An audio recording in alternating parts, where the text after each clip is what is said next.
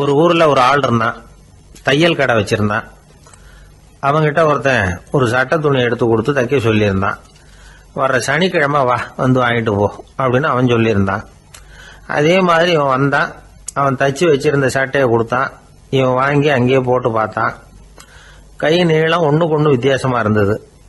வலது கை இடது பக்கத்தை விட நீளம் குறைச்சலா இருந்தது. அவன் முணுமுணுக்க ஆரம்பிச்சுட்டான். என்ன இது இப்படி தைச்சுட்டியேன்னு. இதுக்கு அவன் சொன்னான், ஐயோ இதுக்காகவா சங்கடப்படுறீங்க, வலது கையை மட்டும் கொஞ்சம் உள்ள இழுத்தாப்புல வச்சுக்கிட்டீங்கன்னா சரியா போகுது. மற்றபடி அந்த சட்டையில உள்ள கலை அம்சத்தை கவனிங்க, எவ்வளவு அற்புதமா தைச்சிருக்கேன் பாருங்க. ஒரு சின்ன குறைய இப்படிலாம் பொருட்படுத்த வேண்டியதில்லை. நான் சொன்னது மாதிரி கையை கொஞ்சம் உள்ள இழுத்தது மாதிரி வச்சுக்கிட்டு நடந்து போங்க, ஜோரா இருக்கும் அப்படின்னா. அவனும் யோசிச்சு பார்த்தான். சரியான யோசனையா தான் தோணுச்சு. கொஞ்சம் முயற்சி பண்ணி வலது கையை கொஞ்சம் உள்ள இழுத்து சட்டை சரியா இருக்கிறது மாதிரி பண்ணிட்டான். இப்போ மறுபடியும் ஒரு பிரச்சனை. வலது கையை உள்ள இழுத்த மாதிரி அப்படியே வச்சுக்கிட்டதும் முதுகு பக்கம் கொஞ்சம் துணி தளர்த்தியா தொங்குறது மாதிரி தெரிஞ்சது.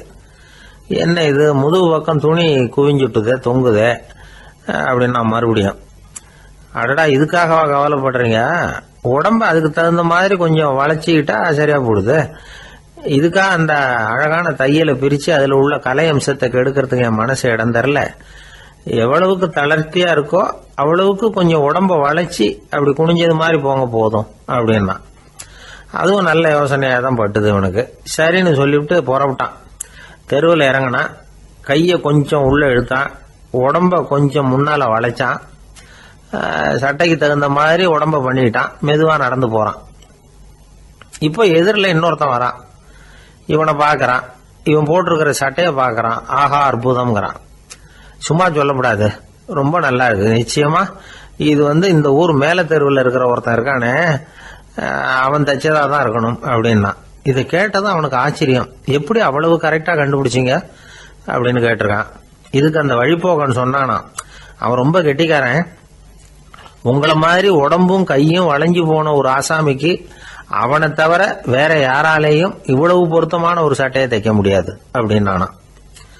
பாருங்க, அவனுக்காக இவன் அனுசரிக்க போய் இவனோட நிலைமை எப்படி ஆயிடுது பாருங்க.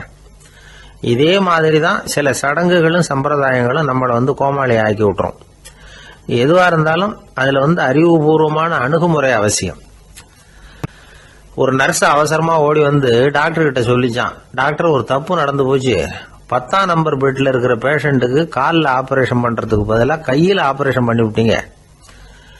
கை ஆபரேஷன் பண்ணிக்க வேண்டிய ஆள் 7ஆம் நம்பர் பெட்ல இருக்கார் அப்படின்னு தான். அதுக்கு ஒரு பதட்டப்படாம சொன்னாராம், பரவாயில்ல இவரை தூக்கி 7ஆம் நம்பர் பெட்ல போட்டுரு அப்படின்னாராம். வங்க நாவலாசிரியர் சரத் சந்திரர் ஒரு நண்பர் அவர்கிட்ட வந்தார். வழக்கமா எல்லா எழுத்தாளர்கள்கிட்டையும் கேட்கிற ஒரு கேள்வியை கேட்டார். நீங்க எழுத்துத்துறைக்கு வந்தது எப்படி, இதுதான் கேள்வி. அதை தெரிஞ்சு என்ன பிரயோஜனம்னார் சரத் சந்திரர். சும்மா சொல்லுங்களேன் தெரிஞ்சுக்கிறேன் அப்படின்னார் வந்தவர். சரி சொல்றேன்னு ஆரம்பிச்சார். நான் ரங்கூன்ல வேலை பார்த்துக்கிட்டு இருந்தேன். சம்பளம் பத்தல. வேலையும் பார்த்துக்கிட்டு ஒரு பலசரக்கு கடை வைக்கலாம்னு நினைச்சேன். என்னால் மளிகை கடை வச்சு சரியா நடத்த முடியுமாங்கிற சந்தேகம் என் மனைவிக்கு. அதை சோதனை பண்ணி பார்க்கணுங்கிறதுக்காக சில பொருள்களின் அளவு, அதோட விலை, இப்படி சிலதை சொல்லி எல்லாத்தையும் மனக்கணக்காக கூட்டி போட சொன்னாங்க. என்னால் சரியாக கூட்டி சொல்ல முடியல. உங்களால் மளிகை கடை நடத்த முடியாதுன்னு சொல்லிவிட்டாங்க. உடனே என்ன பண்ணுறது, வேற வழி இல்லை, கதை எழுத ஆரம்பிச்சிட்டேன் அப்படின்னார். கேட்டவருக்கு சிரிப்பு வந்துட்டு தான். சரத் சந்திரர் ஒரு பக்கம் சீரியஸான நாவல்கள் சிறுகதைகள் எழுதியிருந்தாலும் அவருடைய இன்னொரு பக்கம் வேற விதம். நண்பர்கள் கிட்ட பேசும்பொழுதும் சரி, அவர்களுக்கு கடிதங்கள் எழுதும் போதும் சரி, கேலியும் கிண்டலும் நகைச்சுவை உணர்வும் அதிகமா இருக்கும். காந்திஜி ஒரு சமயம் கல்கத்தாவுக்கு வந்திருந்தார். தேசபக்தர்கள் பல பேர் அவர்கிட்ட பேசிக்கிட்டு இருந்தாங்க. அப்போ சரத் சந்திரரும் அங்க இருந்தார். கிரண் சங்கர் ராய் அப்படிங்கிறவரும் அங்க இருந்தார். அவர் சொன்னாராம், காந்திஜியோட பழகிய முதல் வங்காளி நான் தான். போயர் யுத்த காலத்துல இவர் லண்டனுக்கு வந்திருந்தப்போ என்கிட்ட தான் வங்காள மொழி கத்துக்கிட்டார் அப்படின்னாராம். உடனே சரத் சந்திரர் காந்திஜியை பார்த்து, இவர் உங்களுக்கு வங்காள மொழி கத்து கொடுத்தது உண்மைதானா அப்படின்னாராம். ஆமான்னாராம் காந்தி. அதனாலதான் உங்களால வங்காள மொழி கத்துக்க முடியல அப்படின்னாராம். எல்லாரும் சிரிச்சாங்களாம். சரத்சந்திரர் சாம்தாபேர் அப்படிங்கிற கிராமத்தில் தங்கியிருந்தார். ஒரு இலக்கிய நிகழ்ச்சியில் கலந்துக்கிறதுக்காக. அதுக்காக ஒரு கல்கத்தாவுக்கு போக வேண்டிய சூழ்நிலை. அதுக்காக புறப்பட்டார். அந்த சமயத்தில் பின்னாடி இருந்து யாரோ அவரை கூப்பிட்டாங்க. இப்படி கூப்பிட்டவரை பார்த்து இன்னொருத்தர் யாரோ அதட்டி இருக்கிறாங்க. போகிறவரை ஏன் இப்படி கூப்பிடுறீங்க அப்படின்னு. ஏன் கூப்பிட்டா என்னன்னு கேட்டிருக்கார் சரத்சந்திரர். புறப்படுறவங்கள பின்னாடி இருந்து கூப்பிடுறது அபசகுனம், போகிற இடத்துல ஏதாவது ஆபத்து வரலாம் அப்படின்னு அதுக்கு விளக்கம் கொடுத்துருக்கிறார் அவர். உடனே சரத்சந்திரர் சொன்னாராம், இதோ இவங்க என்ன இலக்கிய கூட்டத்துக்கு அழைச்சிட்டு போகிறாங்களே, இதை விட வேற என்ன ஆபத்து வந்துட போகுது அப்படின்னாராம்.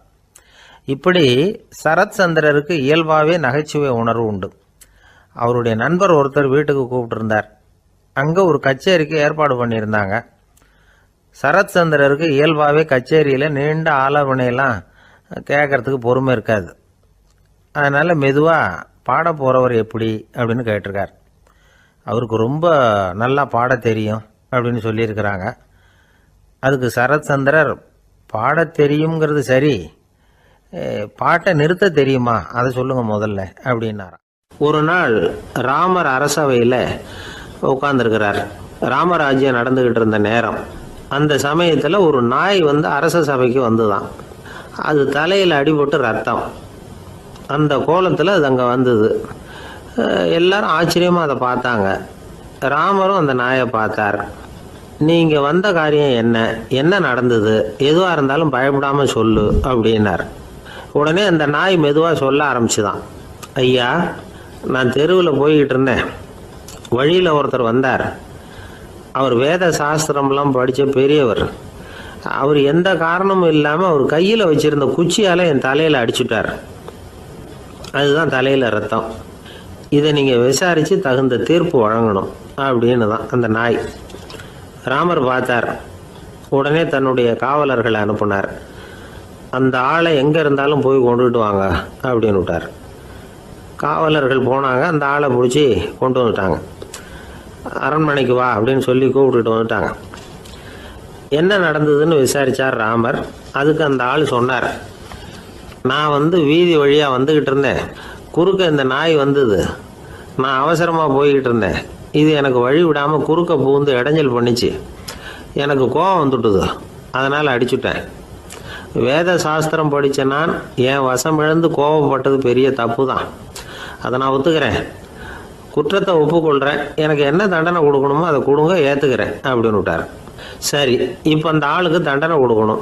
என்ன தண்டனை கொடுக்கறது யோசனை பண்ணார் ராமர். அதையும் அந்த நாய்கிட்டே கேட்டார்.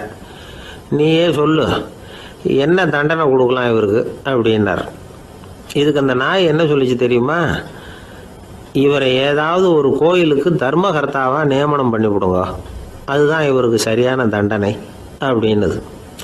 இதை கேட்டது ராமர் முகத்தில் புன்னகை. ஆனால் அங்கே இருந்த மற்றவங்களுக்கெல்லாம் ஆச்சரியம். அது எப்படி, தப்பு செஞ்சவங்களுக்கு தண்டனை கொடுக்கறது தானே நியாயம், அதை விட்டுவிட்டு தர்மகர்த்தா பதவியை கொடுக்க சொல்லுது இந்த நாய் அப்படிங்கிற ஆச்சரியம். இந்த சந்தேகத்தை அந்த நாய்கிட்டே கேட்டாங்க அங்கே இருந்தவங்க. இதுக்கு அந்த நாய் பதில் சொல்லிச்சான். நான் போன பிறவியில் ஒரு கோயிலுக்கு தர்மகர்த்தாவாக இருந்தேன். எவ்வளவோ கவனமாக எச்சரிக்கையாக தான் என்னுடைய கடமைகளை எல்லாம் செஞ்சுக்கிட்டு வந்தேன். அப்படி இருந்தாலும் சில சமயங்களில் என்னையும் மீறி கோயில் செல்வத்தை நான் அனுபவிக்கிறதுக்கு காரணம் ஆயிட்டேன். ஒரு கோவிலுக்கு தர்மகர்த்தாவாக இருக்கிறவங்க எப்படியும் இந்த பாவத்திலேருந்து தப்பிக்கிறது கஷ்டம். அதனால தான் நான் இந்த பிறவியில் நாயாக பிறந்து இப்படி கஷ்டப்படுறேன். இதே நிலைமை இந்த ஆளுக்கும் ஏற்படணும் அப்படிங்கிறதுக்காக தான் அவரையும் ஒரு கோயிலுக்கு தர்மகர்த்தாவை நியமிக்கும்படி கேட்டுக்கிட்டேன் அப்படின்னு தான் இந்த நாய். இதிலேருந்து என்ன தெரியுது? எந்த பதவியில் நாம் இருந்தாலும் நமக்கு தெரியாமல் கூட அதை தவறாக உபயோகப்படுத்தக்கூடாதுங்கிறத இதிலேருந்து புரிஞ்சுக்கணும். இல்லைன்னா அடுத்த பிறவியில் நாயாக பிறந்து எங்கேயாவது போய் வாழை ஆட்டிட்டு நிற்க வேண்டியது தான். கோவில் வாசலில் 2 நாய் பேசிக்கிட்டு இருந்துதான். போன ஜென்மத்தில் நான் மனுஷனாக தான் இருந்தேன். ஒரு கோவில் பூசாரி பேச்சை கேட்டுவிட்டு அவரோட கூட்டு சேர்ந்துக்கிட்டு ஆண்டவன் போட்டிருந்த நகையெல்லாம் அபகரித்து என்கிட்ட கொடுத்தாரு அவர். நான் எடுத்துகிட்டு வந்துட்டேன். திருடினது அந்த ஆள் தான், எடுத்துக்கிட்டு வந்தது தான் நான். இருந்தாலும் நான் மட்டும் நாயாக பிறந்துட்டேன். இப்போ மட்டும் அந்த பூசாரி என்கிட்ட மாட்டினா கடித்து குதறி விடுவேன் அப்படின்னு தான். அவசரப்பட்டு அப்படி செஞ்சுடாதே. பதிலுக்கு அவரும் உன்னை திருப்பி கடித்தாலும் கடிச்சிருவார். ஏன்னா அவரும் இப்போ ஒரு நாயாக தான் பிறந்திருக்கிறார் அப்படின்னு தான் இன்னொன்று. அது எப்படி உனக்கு தெரியும்னு தான் இது. நான் தானே அது அப்படின்னு தான் அந்த நாய். ஒருத்தர் ஓடி வந்தார். இன்னொருத்தரை பார்த்து, சார் உங்கள் சைக்கிளை ஒரு நாள் இரவல் கொடுங்களேன், பக்கத்து ஊருக்கு போயிட்டு வர வேண்டியிருக்கு அப்படின்னார். இவர் சைக்கிளை கொடுத்து பத்திரமா கொண்டுட்டு போங்கன்னார். சார் இதை பத்திரமா கொண்டு போகிறேன், கவலையே வேணாம், ஏன்னா இது உங்களோட சைக்கிள் அப்படின்னு நான் நினைக்கல, என்னோட சைக்கிளாக நினைக்கிறேன் அப்படின்னார். அதுக்கப்புறம் தான் இவருக்கு உண்மையாகவே பயம் வந்துட்டுது. ஏன்னா அவர் சொன்னது மாதிரி அதை தன்னோட சைக்கிளாகவே நினச்சி தள்ளிட்டு போட்டால் என்ன பண்ணுறது? எது எதை நம்முடையதாக நினைக்கணுங்கிறதுக்கு ஒரு வரையறை இருக்குது. சில பேர் ஆஃபீஸையே வீடாக நினச்சி விடுறது உண்டு. அப்படிப்பட்டவங்க கூட வீட்டை ஆஃபீஸாக நினைக்கிறதில்ல. ஏன்னா வீட்டில் இவர் ஆஃபீஸராக நடந்துக்க முடியறதில்ல. இதெல்லாம் ஒரு பக்கம் இருக்கட்டும், இப்போ விஷயத்துக்கு வருவோம். பொறியியல் மேதை டாக்டர் விஸ்வேஸ்வரய்யா இருந்தார் இல்லையா, பாரத ரத்னா விருதெல்லாம் கொடுத்தாங்களே. ஆஃபீஸ் வேலை வேறு, சொந்த வேலை வேறு அப்படிங்கிறதுக்கு ஒரு உதாரணமாக இருந்தவர் அவர். மைசூர் மகாராஜா கிட்ட திவானாக இருந்தார். அவர் ஒரு நாள் அரசாங்க வேலை காரணமாக வெளியூர் போயிருந்தார். ஹாசன்கிற ஊருக்கு பக்கத்தில் ஒரு பயண மாளிகை, அங்கே தங்கிவிட்டார். ராத்திரி அங்கே தங்கி இருந்துட்டு விடிஞ்சதும் ஊருக்கு திரும்புறதாக திட்டம். ராத்திரி தூங்கிறதுக்கு ரொம்ப நேரம் ஆகிட்டுது. ரொம்ப நேரம் வரைக்கும் அரசாங்க சம்பந்தப்பட்ட வேலைகளையே பார்த்துக்கிட்டு இருக்கிறார். அரசாங்க ஃபைல்கள் நிறைய இருந்தது. அதையெல்லாம் ஒவ்வொன்றா எடுத்தார், படித்து பார்த்தார், பரிசீலனை பண்ணார். அதில் எழுத வேண்டியதை எழுதினார், கையெழுத்து போட்டார். ஒரு வழியாக அந்த வேலையெல்லாம் முடிஞ்சுது. அதுக்கப்புறம் என்ன பண்ணார்னா, தன்னுடைய சூட்கேஸை திறந்தார். அதிலிருந்து 2 மெழுகுவத்தியை எடுத்து கொளுத்தி வச்சார். அந்த பயண மாளிகையில் அது வரைக்கும் எரிஞ்சிக்கிட்டு இருந்த மின்சார விளக்குகளை அணைச்சிட்டார். அதுக்கு பிறகு அந்த மெழுகுவத்தி வெளிச்சத்தில் சில புத்தகங்களை தொடர்ந்து படிக்க ஆரம்பிச்சிட்டார். அந்த பயண மாளிகையில் பணியாளராக இருந்தவர் இதை பார்த்துட்டு ஓடி வந்தார். மறுபடியும் மின் விளக்கு போடுறதுக்காக போனார். விஸ்வேஸ்வரய்யா அதை பார்த்துட்டு போட வேணாம்ட்டாராம். இது வரைக்கும் நான் அரசாங்க அலுவல்களை கவனிச்சிக்கிட்டு இருந்தேன், அதனால் மின் விளக்குகள் அப்போ எரிஞ்சதில் தப்பு இல்லை. இப்போ நான் புத்தகம் படிச்சுக்கிட்டு இருக்கேன், இது என்னுடைய சொந்த வேலை, இங்கே இருக்கிற மின் விளக்கு அதுக்காக ஏன் எரியணும் அப்படின்னு கேட்டாராம். இப்போ இருக்கிற சில அரசு பணியாளர்கள்கிட்ட இந்த சம்பவத்தை பேச்சோட பேச்சாக சொல்லி பார்த்தேன். அவங்களால இதை ஜீரணிக்கவே முடியல. நேர்மை தேவை தான் சார், அதுக்காக அவ்வளவு தூரத்துக்கு அது தேவையா அப்படிங்கிறாங்க. விஸ்வேஸ்வரய்யா அப்படி பண்ணினது தான் ஒரு நேர்மையாளர் அப்படின்னு இந்த உலகத்துக்கு நிரூபிக்கணுங்கிறதுக்காக இல்லை. தான் அப்படி நடந்து காட்டினா தன்னை சுற்றி இருக்கிறவங்களும் அதை கேள்விப்படுறவங்களும் முடிஞ்ச அளவுக்கு பொது வாழ்க்கையில், அரசு பணியில் நேர்மையை கடைபிடிக்க முயற்சி பண்ணலாமே அப்படிங்கிறதுக்காகத்தான். இப்போவும் சில பேர் இருக்கிறாங்க, இவங்க ஆஃபீஸ் வேறு வீடு வேறேன்னு நினைக்கிறதில்ல, அவ்வளோ உரிமை. ஒருத்தர் அப்படி தான், அவருக்கு அவசரமாக 5000 ரூபா தேவைப்பட்டது. ஆஃபீஸு பணத்தை எடுத்துக்கிட்டார். அந்த நேரம் பார்த்து ஆடிட் வந்துட்டுது, ஆப்பிட்டுக்கிட்டார். விசாரணை நடக்குது. அவர் சொல்கிறார், சார் நான் நேரம் காலம் பார்க்காம ஆஃபீஸில் வேலை செய்வேன், ஏன்னா அதை என்னோடய ஆஃபீஸாக நினைக்கிறேன். அவசரத்துக்கு அந்த பணத்தை எடுத்தேன், மறுபடியும் வச்சுடலாம்னு தான் இருந்தேன், அதுக்குள்ளே இப்படி ஆகிட்டுது. நீங்கள் என்ன நினச்சாலும் சரி, நான் ஆஃபீஸ் வேறு வீடு வேறு அப்படின்னு நினைக்கிறதில்ல, அது என்னோடய சுபாவம் அப்படின்னார். விசாரணை பண்ணவர் தீர்ப்பு வழங்கினார். உங்கள் சுபாவத்துக்கு மதிப்பு கொடுத்து நானும் தீர்ப்பு வழங்குறேன். நீங்கள் கொஞ்ச நாள் ஜெயிலில் இருந்துட்டு வாங்க, அது உங்களுக்கு கஷ்டமாக இருக்காதுன்னு நினைக்கிறேன். ஏன்னா அங்கே போனாலும் நீங்கள் உங்கள் சுபாவப்படி வீடு வேற ஜெயில் வேறன்னு நினைக்க மாட்டீங்க அப்படின்னாராம். ஒரு தெருவில் சில சிறுவர்கள் விளையாடிக்கிட்டு இருந்தாங்க. ஏதோ ஒரு உயரமான கல்லை நடுத்தெருவில் வச்சு அதை சுற்றி சுற்றி ஓடி வந்துக்கிட்டு இருக்கிறாங்க. அது என்ன விளையாட்டோ அவங்களுக்கு தான் தெரியும். கொஞ்ச நேரம் அப்படி விளையாடிக்கிட்டு இருந்தவங்க விளையாடி முடிச்சதும் அந்த கல்லை நடுத்தெருவில் அப்படியே விட்டுட்டு அவங்கவுங்க வீட்டுக்கு ஓடி போட்டாங்க. அதுக்கப்புறம் அந்த வழியாக 2 பெண்கள் பேசிக்கிட்டே வந்தாங்க. பேச்சு சுவாரஸ்யத்தில் நடுத்தெருவில் இருந்த அந்த கல்லை கவனிக்கல, காலில் இடிச்சுட்டுது, லேசாக ரத்தம் வந்துட்டுது, வலி தாங்கலை. காலில் இடிச்சுக்கிட்ட பொண்ணு திட்ட ஆரம்பிச்சுட்டுது. வர வர ஊர் உலகம் ரொம்ப கெட்டு போச்சு, யாருக்கும் பொறுப்பே கிடையாது பாரு, இப்படி நடுத்தெருவில் பொறுப்பு இல்லாமல் இப்படி கல்லை போட்டு வச்சிருக்கிறாங்களே, இது நியாயமா அப்படின்னு சொல்லி இந்த சமூகத்தை கடுமையாக விமர்சனம் பண்ணிக்கிட்டு அவங்க போயிட்டாங்க. கொஞ்ச நேரம் கழித்து ஒரு வாலிபன் அந்த வழியாக வந்தான். அந்த கல்லை பார்த்தான், நின்னான், ஒரு நிமிஷம் யோசனை பண்ணான், என்ன பண்ணலாம்னு பார்த்தான்.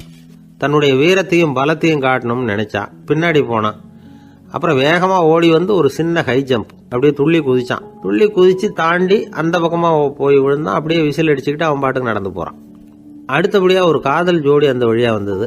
நடுத்தெருவில் கண்ணில் பட்டது. அவங்க 2 பேரும் ரொம்ப நெருக்கமாக சேர்ந்து வந்துக்கிட்டு இருக்கிறாங்க. நடுவில் கல் இருக்கிறதுனால கொஞ்ச நேரம் 2 பேரும் விலகி மறுபடியும் இந்த பக்கம் வந்து சேர்ந்து போகணும். கொஞ்ச நேரம் நாம் பிரிய வேண்டி இருக்குதே அப்படின்னு வருத்தத்தோட முணுமுணுத்துக்கிட்டே இந்த பக்கம் வந்தாங்க. அதுக்கப்புறம் வழக்கம் போல சேர்ந்து அவங்க பாட்டுக்கு எதிர்காலத்தை பற்றி கற்பனை பண்ணிக்கிட்டே போயிட்டாங்க. கடைசியாக அந்த வழியாக பார்வை இல்லாத ஒருத்தர் வந்துக்கிட்டு இருக்கார். அவர் கையில் வழக்கமாக வச்சிருக்கிற அந்த ஊன்றுகோல், கையில் இருக்கிற அந்த ஊன்றுகோலால் தனக்கு முன்னாடி அப்படியே அப்படியே தட்டிக்கிட்டு பார்த்துக்கிட்டே அவர் மெதுவாக நடந்து வந்துக்கிட்டு இருக்கிறார். வழியில் இருக்கிற அந்த கல் தட்டுப்பட்டுது. உடனே நடுத்தெருவில் ஒரு கல் இருக்குங்கிறத அவர் புரிஞ்சுக்கிட்டார். உடனே குனிஞ்சார். அந்த கல்லை தடவி பார்த்து எடுத்தார். தெரு ஓரமாக கொண்டுட்டு போய் போட்டார். அதுக்கப்புறம் அவர் பாட்டுக்கு அவர் வழியில் நடந்து போனார். இப்போ இதில் பல பேர் வந்தாங்க போனாங்க. இவங்களில் பார்வை உள்ளவங்க யார், பார்வை இல்லாதவங்க யார்? இப்படி ஒரு கேள்வி கேட்டால் என்ன பதில் சொல்ல முடியும்? கொஞ்சம் யோசிச்சு பார்த்தா இன்னைக்கு பல பேர் இப்படி தான் இருந்துகிட்டு இருக்கிறோம். ஒரு ஆள் பார்க்கறதுக்கு பெரிய மனுஷன் மாதிரி இருக்கார். ஒரு தெரு வழியாக நடந்து வந்துகிட்டு இருந்தார். இருட்டு நேரம். வழியில் ஒரு பெரிய கல் கிடந்தது, கருங்கல். பார்த்தார். கொஞ்ச நேரம் யோசிச்சார். போய் தூக்கி பார்த்தா ரொம்ப கனமாக இருந்தது. இன்னொரு ஆள் சேர்ந்தாதான் தூக்க முடியும். இவர் உடனே ரோட்டோரமாக போய் ஒரு மரத்தடியில் உட்காந்துக்கிட்டார். 2 பக்கமும் பார்த்துக்கிட்டே இருக்கார், யாராவது வர்றாங்களான்னு. கொஞ்ச நேரத்தில் ஒருத்தர் வந்தார். இவருக்கு தெரிஞ்சவர். என்னங்க இந்த நேரத்தில் இங்கே உட்காந்துருக்குறீங்கன்னு கேட்டார் அவர். அதோ அந்த கருங்கல் அப்படின்னு சுட்டி காட்டினார். ஓ, அதை தூக்கி ஓரமாக போடணுமா? வாங்க 2 பேரும் தூக்கலான்னார் வந்தவர். நான் அதுக்காக உட்காந்துருக்கலன்னார் இவர். பின்ன வேற எதுக்காகன்னார் அவர். ஒரு மனுஷன் கருங்கல்லில் காலை இடிச்சுக்கிட்டான்னா எப்படி துள்ளுவான்னு பார்க்கணுங்கிறது எனக்கு ரொம்ப நாளாக ஒரு ஆசை. அதுக்காக தான் உட்காந்துருக்கிறேன் அப்படின்னார். ஒரு ரயில் போய்கிட்டு இருக்கு. அதில் ஒரு பெரியவர் பிரயாணம் பண்ணிட்டு இருக்கிறார். எதிரில் ஒரு பெரிய அதிகாரி, IAS ஆஃபீஸர் உட்காந்துருக்கிறார். 2 பேருக்கும் முன்ன பின்ன அறிமுகம் இல்லை. அவர் வேற யாரோ, இவர் வேற யாரோ. ஒரே ரயிலில் பிரயாணம் பண்ணிட்டு இருக்கிறாங்க. அதுவும் எதிர்த்த இருக்கையில். ஏதோ ஒரு நகரத்தில் வண்டி நின்றுது. 2 பேரும் கீழே இறங்கினாங்க. பெரியவர் ஒரு ட்ரங்க் பெட்டியோட கீழே இறங்கினார். அந்த அதிகாரி கையில் ஒரு சின்ன பெட்டி. அவர் அந்த சின்ன பெட்டியை கீழே வச்சுட்டு கூலி கூலின்னு கத்திக்கிட்டு இருந்தார். இந்த பெரியவர் பார்த்தார். ஐயா, இந்த பெட்டி மட்டும்தானா, இல்லை இன்னும் ஏதாவது இருக்குதா அப்படின்னு விசாரிச்சார். இப்போ அதிகாரி சொன்னார், இல்லைங்க இது மட்டும்தான் அப்படின்னு சொன்னார். இதுக்கு என்னத்துக்காக கூலி ஆள், நானே எடுத்துக்கிட்டு வரேனே, வாங்க அப்படின்னு சொல்லி அந்த பெட்டியை அந்த பெரியவர் கையில் எடுத்துக்கிட்டார். எடுத்ததும் 2 பேரும் பேசிக்கிட்டே நடந்து வராங்க. இப்போ பெரியவர் சொன்னார், இப்போ உள்ள நாகரிகம் எப்படி இருக்குன்னா, சுமை கால் பணம், சுமக்கூலி முக்கால் பணம் அப்படிங்கிற மாதிரி இருக்கு. பணத்தை வீணாக்கிறதோட இது கௌரவம்னு வேற நினைக்கிறாங்க அப்படின்னார். அவர் சொல்றது சரிதான். 10 ரூபாய் மதிப்புள்ள ஒரு சுமையை 30 ரூபா கொடுத்து தூக்கிட்டு போவோம். நாமே அதை தூக்கினா நமக்கு கௌரவ குறைச்சல் அப்படின்னு நினைப்போம். இதுதான் நம்ம நிலைமை. ஆனால் அந்த பெரியவர் என்ன சொன்னார் தெரியுமா? நீங்கள் எங்கே போகணுமோ அது வரைக்கும் நானே இதை எடுத்துகிட்டு வரேன் அப்படின்னார். அந்த அதிகாரி பக்கத்தில் உள்ள ஒரு ஹோட்டல் வரைக்கும் போனார். பெரியவரும் அங்கே கொண்டுட்டு போய் பெட்டியை வச்சார். உடனே அந்த பெரிய அதிகாரி அவருக்கு பணம் கொடுக்கறதுக்காக பர்ஸை எடுத்தார். உடனே இவர், ஐயா எனக்கு கூலி எதுவும் வேணாம், உங்களுக்கு சேவை செய்கிறது என்னுடைய கடமை. நான் இந்த சேவையை செய்தது பணத்துக்காக இல்லை, அன்புக்காக அப்படின்னு சொல்லிவிட்டார். அதுக்கப்புறம் அவர் நன்றின்னார். 2 பேரும் பிரிஞ்சுட்டாங்க. இது முடிஞ்சது. அன்னைக்கு சாயந்தரம் அங்கே ஒரு பெரிய கூட்டம் நடக்குது. இந்த அதிகாரியும் அந்த கூட்டத்துக்கு போகிறார். மக்கள் கூட்டம் ரொம்ப அதிகம். அதனால் இந்த அதிகாரியும் ஒரு ஓரமாக உட்காந்துக்கிட்டார். அப்புறம் கொஞ்ச நேரத்தில் இந்த முக்கிய விருந்தினர் பேசுறதுக்காக வரார் மேடைக்கு. மேடையில் இருந்த பெரியவங்கள்லாம் எழுந்திரிச்சு நின்று அவருக்கு மாலை போட்டு மரியாதை செய்கிறாங்க.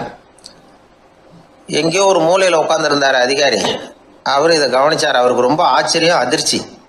ஏன்னா அங்கே பேச வந்த முக்கிய விருந்தினர் வேற யாரும் இல்லை. இன்னைக்கு காலையில் இவர் பெட்டியை தூக்கிட்டு வந்தார் பெரியவர், அவர் தான். சரி, அந்த பெரியவர் யார் தெரியுமா? அவர் தான் ஈஸ்வர சந்திர வித்யாசாகர். கூட்டம் முடிஞ்சது. அதிகாரி அவரை தேடி ஓடினார். அவர் கைகளை பிடிச்சிக்கிட்டார். ஐயா என்னை மன்னிச்சுடுங்க அப்படின்னாரு. அப்புறம் சொன்னார், அகங்காரங்கிற கெட்ட புத்தி தான் உண்மையை கண்கள்ல இருந்து மறைக்குது. அகங்காரம் தான் மனுஷனை அழிக்குது. நீங்கள் ரொம்ப பெரிய மனிதர், இருந்தாலும் மனிதத்தன்மையோடு நடந்துக்கிறீங்க. இந்த அன்பு, தயவு, பொறுமை இதெல்லாம் இல்லைன்னா மனிதனாக இருக்கிறதுல என்ன பிரயோஜனம் அப்படின்னு சொல்லிவிட்டு அந்த அதிகாரி போனாராம். மனிதத்தன்மைன்னா என்ன அப்படிங்கிற கேள்விக்கு இந்த பெரியவர் ஒரு உதாரணம். இப்பெல்லாம் அப்படியா இருக்கிறாங்க? ஒரு பெரியவர் ஒரு பெட்டியை தூக்கிட்டு வந்துக்கிட்டு இருக்கிறார். ஒரு இளைஞன் ஓடி வந்தான். கொடுங்க சார், நான் தூக்கிட்டு வரேன்னா. கொடுத்தார். வாங்கி தலையில் வச்சுக்கிட்டான். அப்புறம் சொன்னான், அடுத்தவங்க சிரமப்படக்கூடாதுங்கிறது என்னுடைய கொள்கை அப்படின்னா. அது நல்லது தான்னார் அவர். கடைசியில் பெட்டியை கொடுத்தான். வாங்கிக்கிட்டு பர்ஸை திறந்தார் பணம் கொடுக்கறதுக்காக. வேணாங்க அப்படின்னு விட்டான் அந்த இளைஞன். ஏன்னார், நான் சொன்னேன் அடுத்தவங்க சிரமப்படக்கூடாதுங்கிறது என்னுடைய கொள்கைன்னு. அதனால் உங்களுக்கு சிரமம் கொடுக்கக்கூடாதுங்கிறதுக்காக வரும்பொழுது நானே உங்கள் பர்ஸை எடுத்து வேணுங்கிற பணத்தை எடுத்துக்கிட்டு திருப்பி உங்கள் பாக்கெட்லேயே போட்டுட்டேன் அப்படின்னா. இப்படி இருக்குது இந்த காலம். அதனால் வாழ்க்கையில் அன்பு, தயவு, பொறுமை இதெல்லாம் ரொம்ப அவசியம் அப்படிங்கிறத நாம் புரிஞ்சுக்கணும். ஒரு விஞ்ஞானி இருந்தார். அவர் பேர் என்னன்னா ஹோ, இதுதான் அவர் பேர். ஒரு ஊசியை கண்டுபிடிக்கணும், அதுக்காக அவர் ரொம்ப காலமா தலையை பிச்சுக்கிட்டு ஆராய்ச்சி பண்ணிட்டு இருந்தார். அது என்ன ஊசி தெரியுமா? இந்த தையல் மிஷின்ல இருக்குல்ல, அந்த ஊசி தான். அவருக்கு பிடிபடாம இருந்த விஷயம் என்னன்னா, அந்த ஊசியோட கூர்மையான பாகத்துல நூலை எப்படி கோக்கிறது, அது எப்படி சேர்க்கறது. அதுல மற்ற ஒரு பாகம் மிஷினுக்கு உள்ள போயிடுது. அதனால அந்த பாகத்துல சாதாரணமா மற்ற ஊசியில நாம செய்யறது மாதிரி நூலை கொண்டு போய் நுழைக்க முடியாது. அப்படியே நுழைச்சாலும் தைக்கிறது எப்படி, அது முடியாத காரியம். இதுதான் அவருக்கு இருந்த பிரச்சனை. ரொம்ப நாள் யோசனை பண்ணி பார்த்தார். தையல் மிஷின் ஊசியோட வடிவ அமைப்பு அவருக்கு புலப்படல. ராத்திரி பகலா அதே ஞாபகமா இருந்தார். ஒரு நாள் அவர் தூங்கிக்கிட்டு இருக்கிறார். அப்போ ஒரு கனவு வந்தது. எப்படின்னா, அந்த கனவுல அவரை ஒரு மலைஜாதி மக்கள் புடிச்சிட்டு போயிடுறாங்க. கொண்டுட்டு போய் ஒரு இடத்துல கட்டி போட்டுடுறாங்க. அந்த மலைஜாதி மக்களோட அரசன் ஒருத்தன் அவன் வர்றான். அவரை பார்த்து ஒரு உத்தரவு போடுறான். என்ன உத்தரவு தெரியுமா? பொழுது சாயறதுக்குள்ள நீ தையல் மிஷின் ஊசியை கண்டுபிடிக்கணும். அப்படி கண்டுபிடிக்கலன்னா உன் தலையை வெட்டி விடுவோம்.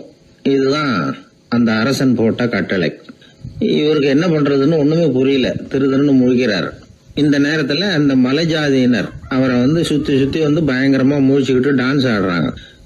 தன்னை சுத்தி சுத்தி ஆடிக்கிட்டு வர்றவங்கள ரொம்ப பயத்தோட அவர் பாக்குறார். நேரம் ஆவ ஆவ தன்னோட இறுதி நேரம் நெருங்கிறத உணர்றார். ரொம்ப நெருக்கடியான நிலைமை. தன்னை சுத்தி ஆடுறவங்கள கவனிக்கிறார். அவங்க கைகள்ல ஈட்டி மாதிரி ஏதோ ஒரு ஆயுதம் வச்சிருக்கிறாங்க. அந்த ஆயுதத்தை இவர் கண்ணுக்கு நேரா கொண்டுகிட்டு வராங்க. அதை அவர் பாக்குறார். அந்த ஆயுதத்தின் கூரான முனையை இவர் கூர்ந்து கவனிக்கிறார். அந்த கூரான முனையில ஒரு சின்ன துவாரம் தெரியுது. உடனே அவருக்கு பளிச்சுன்னு ஒரு ஐடியா உதயமாகுது. இதைத்தானே இவ்வளவு காலமும் நான் தேடிக்கிட்டு இருந்தேன். கூரான முனையில ஒரு சின்ன துவாரத்தை போட்டுட்டா அது மூலமா நூலை செலுத்தி மறுமுனைய மிஷின்ல வச்சுடலாமே. தையல் மிஷின் ஊசி ரெடி அப்படின்னு நினைச்சார். திடீர்னு தூக்கம் கலைஞ்சது. உடனே தன்னுடைய தலைமாட்டில் இருந்த குறிப்பு ஏடுல இதை குறிச்சு வச்சுக்கிட்டார். அதுக்கப்புறமா அந்த ஊசியையும் அவர் செஞ்சு முடிச்சார். இது எப்படின்னு நீங்க நினைக்கலாம், ஆனா இது சாத்தியம்தான். முழிச்சுக்கிட்டு இருக்கிறப்போ நமக்கு ஏற்படுற சில பிரச்சனைகளுக்கு கனவுல விடை கிடைக்கிறது உண்டு. அப்படி பல பேருக்கு ஆயிருக்கு. உங்களையும் பல பேருக்கு இது மாதிரி அனுபவம் ஏற்பட்டிருக்கலாம். எந்த ஒரு செயலை பத்தி நினைக்கிறப்பவும் அந்த செயல் நம்ம நினைவுல ஒரு நல்ல வடிவம் பெறுது. ஒரு செயல் திட்டத்தை எந்த அளவுக்கு நாம நல்ல யோசனை செஞ்சு திட்டம் போடுறோமோ அந்த அளவுக்கு அதை சுலபமா செஞ்சு முடிக்க முடியும். அந்த விஞ்ஞானி நினைச்ச காரியம் அவர் எண்ணம் பூராவும் ஆக்கிரமிச்சது. அதனால அவர் நினைச்சது கனவுல உருவாகி அதுக்கு செயல் வடிவம் கிடைச்சிட்டுது. மனிதனோட உள் மனசுக்கு அவ்வளவு ஆற்றல் உண்டு அப்படின்னு சொல்றாங்க. தூக்கத்தை ஆக்கபூர்வமா உபயோகப்படுத்துறது எப்படி அப்படிங்கறத பத்தி எல்லாம் இப்ப நிறைய ஆராய்ச்சி பண்றாங்களாம். பயிற்சி எல்லாம் வேற கொடுக்குறாங்களாம். அதனால தூக்கத்தை பத்தி லேசா நினைச்சுடாதீங்க. நமக்கு வேண்டியப்பட்ட ஒருத்தர், அவருக்கு தூக்கத்துல நடக்கிற வியாதி, அதுக்காக மருந்து சாப்பிட்டுக்கிட்டு இருந்தார். ஒரு நாள் அவரை பார்த்து கேட்டோம், ஏங்க உங்க தூக்கத்துல நடக்கிற வியாதிக்கு மருந்து சாப்பிட்டீங்களே, ஏதாவது முன்னேற்றம், ஏதாவது இம்ப்ரூவ்மெண்ட் தெரியுதா அப்படின்னு கேட்டோம். தெரியுதுன்னார். எப்படின்னோ, அதுக்கு அவர் சொல்றார், முன்னாடி எல்லாம் தூக்கத்துல ஒரு 10 அடி தூரம் நடப்பேன், இப்போலாம் ஒரு 40 அடி வரைக்கும் நடக்கிறேன் அப்படின்னு. ஒரு நாள் ஒரு 10-15 பள்ளிக்கூடத்து பிள்ளைங்க தேடிட்டு வந்தாங்க. உங்களை பார்த்துட்டு தான் போகணும், அதுக்காக தான் வந்திருக்கோம்னாங்க. என்ன விஷயம்னு கேட்டோம். நாங்கள்லாம் கூடி ஒரு முடிவு பண்ணியிருக்கிறோம், அதை உங்ககிட்ட சொல்லணும் அப்படின்னாங்க. அதுவும் ஒரு வாண்டு பையன் அதை சொன்னான். என்ன முடிவு அது அப்படின்னு கேட்டோம் ரொம்ப ஆர்வமாக. அதை இப்போ சொல்ல மாட்டோம், எங்களுக்கு பிடிக்கிற மாதிரி ஏதாவது ஒரு தகவல் சொன்னால் அதுக்கப்புறம் நாங்கள் அதை சொல்கிறோம் அப்படின்னா அந்த வாண்டு பையன். சரி, சின்ன பையன்கிட்ட இன்றைக்கி வசமாக மாட்டிக்கிட்டோம் அப்படின்னு நினச்சிக்கிட்டு அவங்களுக்கு தகுந்த மாதிரி ஒரு கதை சொல்ல ஆரம்பித்தோம். அது என்ன கதைன்னா, ஒரு பெரிய காடு, அதில் பலவிதமான மிருகங்கள். அந்த காட்டுக்கு ஒரு சிங்கம் தான் ராஜா. எப்பவும் காட்டுக்கு அது தானே ராஜா. ஒரு பெரிய யானைக்கு இது பொறுக்கலை. என்ன இது, எப்போ பார்த்தாலும் இங்கே சிங்கத்துக்கே ராஜா பதவி கிடைக்கிது, நான்லாம் எவ்வளவு பலசாலியாக இருக்கிறேன், அப்படி இருந்தும் எனக்கு அந்த பதவி கிடைக்கலையே அப்படின்னு தனக்குள்ளே பொறுமிக்கிட்டே இருந்தது. ராஜா பதவியை நினச்சி ரொம்ப ஏக்கம், அதுக்கு பதவி மோகம். இந்த சமயம் பார்த்து ஒரு குள்ள நரி கூட்டம் அதை தேடிட்டு வந்தது. ஐயா பெரியவங்களே, நீங்கள் இந்த காட்டுக்கு ராஜாவாக இருக்க ஆசைப்படுறீங்க, அதில் ஒன்றும் தப்பு இல்லை. ஆனால் அதுக்கு முன்னாடி நீங்கள் எங்கள் கூட்டத்துக்கு கொஞ்ச நாள் தலைவராக இருங்க, அதாவது ராஜாவாக இருங்களேன், உங்களுக்கும் ஒரு ட்ரைனிங் கிடைச்சது மாதிரி இருக்கும் அப்படின்னு சொல்லியிருக்குது இந்த கூட்டம், குள்ள நரி கூட்டம். இதை கேட்ட உடனே யானைக்கு ரொம்ப சந்தோஷம் தாங்கலை. அதுதான் எப்போன்னு பதவிக்காக காத்துக்கிட்டு இருக்குதே. இருந்தாலும் கொஞ்சம் பிகுவோட, சரி நீங்கள்லாம் இவ்வளோ தூரம் என்னை தேடிட்டு வந்து கேட்கறதுனால மறுக்க முடியல அப்படின்னு ரொம்ப ஏதோ அவளுக்கு சிரமப்பட்டு ஒத்துக்கிறது மாதிரி ஒத்துக்கிட்டது. ஏதோ உங்கள் ஆசைக்கு கட்டுப்படுறேன், கொஞ்ச நாள் உங்கள் கூட்டத்துக்கு ராஜாவாக இருக்கிறதுக்கு சம்மதிக்கிறேன் அப்படின்னுது. உடனே அந்த யானை ராஜ நட போட ஆரம்பிச்சிட்டுது. யானை சாதாரணமாக நடந்தாவே எப்படி இருக்குங்கிறது நமக்கு தெரியும். அதுவே ராஜ நடந்தால் எப்படி இருக்கும் கற்பனை பண்ணி பாருங்கள். யானை முன்னாடி கம்பீரமாக போய்கிட்டு இருக்குது, தலைவர் இல்லையா, அதனால் குள்ள நரிகள்லாம் ரொம்ப அடக்கமாக அது பின்னாடி அணிவகுத்து போயிட்டு இருக்குது. ராஜா வாழ்க, மன்னர் வாழ்க அப்படின்னு கோஷம் வேற. யானைக்கு தலைகால் புரியல, அவ்வளவு சந்தோஷம். அந்த யானைக்கு செருக்கு, ஆணவம் எல்லாம் ஏற்பட்டு போச்சு. அதுக்கப்புறம் அது தரையை பார்க்குமா, நிமிர்ந்து நடக்க ஆரம்பிச்சுட்டுது. தரையை பார்க்குறதே இல்லை. அப்படி போயிட்டுருக்கிறப்போ ஒரு சதுப்பு நிலத்தில் திடீர்னு காலை வச்சுட்டுது. அவ்வளோதான், கால் உள்ளே போட்டுது. இன்னொரு காலை எடுத்து வச்சுது, அதுவும் உள்ளே போட்டுது.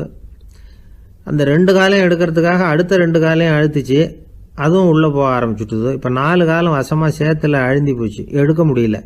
குள்ள நரிகள்லாம் அதை சுற்றி வந்தது. சிலது சுற்றி நின்று டான்ஸ் ஆட ஆரம்பிச்சுட்டுது யானையை பார்த்துட்டு. இதை யானை பார்த்தது. என்ன இது, தலைவர் நான் தவிச்சிக்கிட்டு இருக்கிறேன், தொண்டர்கள்லாம் சுற்றி நின்று வேடிக்கை பார்த்துக்கிட்டு இருக்கிறீங்க, டான்ஸ் ஆடுறீங்க அப்படின்னு கேட்டுதான். தொண்டர்களே, தலைவர் நான் தவிச்சிக்கிட்டு இருக்கிறது உங்களுக்கு தெரியலையா? இப்போ உடனே உங்கள் தலைவரை காப்பாற்ற வேண்டியது உங்கள் கடமை இல்லையா அப்படின்னு கத்துச்சான் அந்த யானை.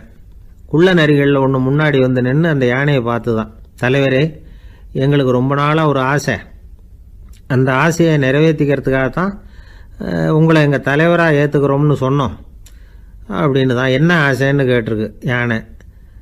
யானை கறி சாப்பிட்டு பார்க்கணுங்கிறது எங்களுக்கு ரொம்ப நாளாக ஆசை, அது இன்றைக்கி தான் நிறைவேற போகுது அப்படின்னு தான் அந்த நரி.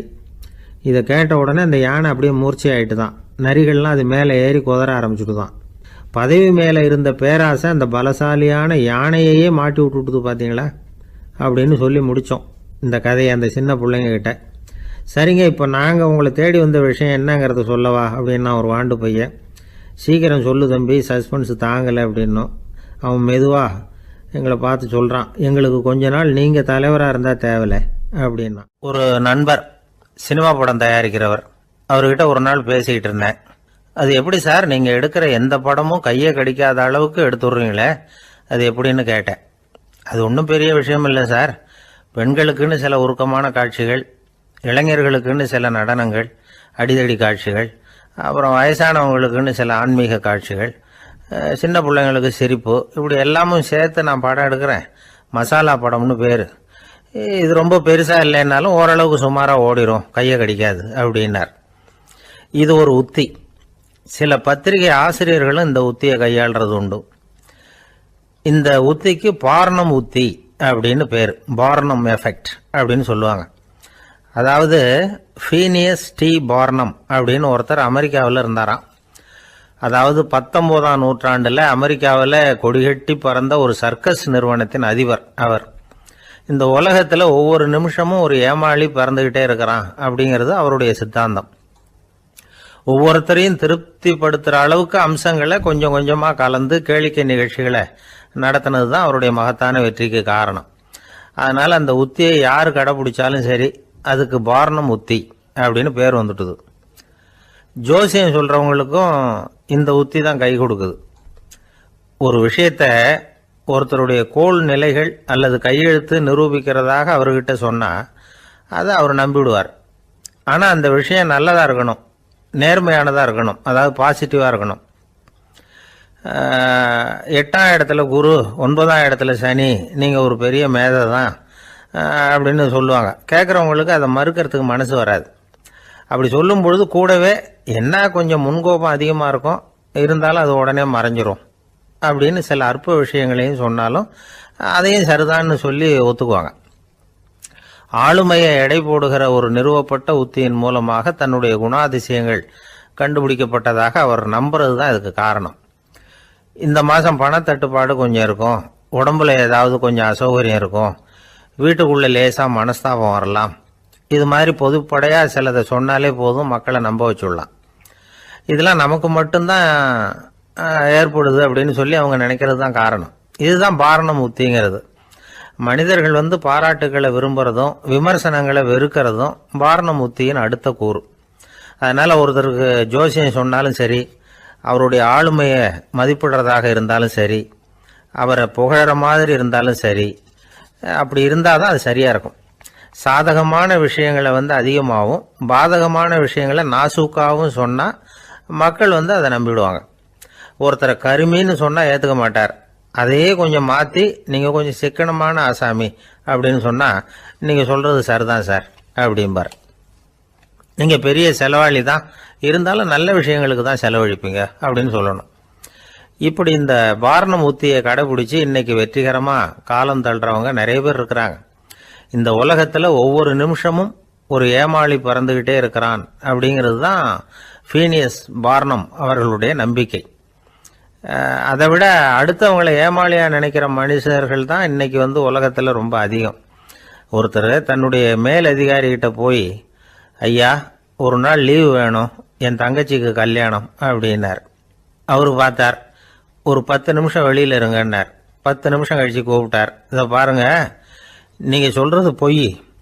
இப்போ உங்கள் தங்கச்சிக்கு ஃபோன் பண்ணேன், அவங்க தனக்கு 2 வருஷத்துக்கு முன்னாடியே கல்யாணம் ஆகிட்டதாக சொல்கிறாங்க அப்படின்னார். உடனே இவர் சொன்னார், சார் இப்போ நீங்கள் சொல்கிறதும் பொய்யா தான் இருக்கணும், ஏன்னா நிஜமாக எனக்கு ஒரு தங்கச்சியே கிடையாது அப்படின்னார். ஒரு பெரிய காடு, அந்த காட்டுக்கு மத்தியில் ஒரு ஆசிரமம். அங்கே ஒரு முனிவர் இருந்தார். பல இடங்கள்லேருந்து வர்ற குழந்தைகளுக்கு அவர் பாடம் சொல்லி கொடுத்துக்கிட்டு இருக்கிறார். ஏழை பணக்காரர் அப்படிங்கிற வித்தியாசம்லாம் கிடையாதுங்க. எல்லாரும் அவர்கிட்ட தங்கள் பிள்ளைகளை அனுப்பி வச்சாங்க. மன்னர்களுடைய பிள்ளைங்க கூட அங்கே அவர்கிட்ட தான் படிக்கிறதுக்கு வருவாங்க. ஆனால் அந்த முனிவரை பொறுத்த வரைக்கும் எல்லா பிள்ளைங்களும் ஒன்று தான். இது யார் வீட்டு பிள்ளைன்னெல்லாம் பார்க்க மாட்டார், எல்லாரும் சமம். மாணவர்கள்லாம் அங்கேயே மாத கணக்கில் வருஷ கணக்கில் தங்கி இருந்து பாடம் கற்றுக்கிட்டு போகிறது வழக்கம். அவராக பார்த்து போன்னு சொல்கிற வரைக்கும் அங்கேயே இருக்கணும், படிக்கணும்.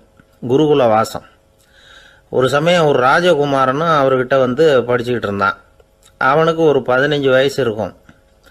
சில வருஷம் கழித்து இந்த முனிவர் தன்கிட்ட இருக்கிற மாணவர்களுக்கெல்லாம் பரீட்சை வச்சார். அவங்களுடைய அறிவு முதிர்ச்சியை கணிக்கிறதுக்காக பல சோதனைகள்லாம் வச்சார். ஒவ்வொருத்தராக பார்த்து, இனிமேல் நீங்கள் உங்கள் வீட்டுக்கு போகலாம் அப்படின்னு சொல்லி அனுப்பி வச்சுக்கிட்டு இருக்கிறார். எல்லாரும் போயிட்டாங்க. கடைசியாக மிஞ்சி இருந்தது ஒரே ஒரு மாணவன். அவனை மட்டும் வீட்டுக்கு அனுப்பல. யார் அந்த பையன் தெரியுமா?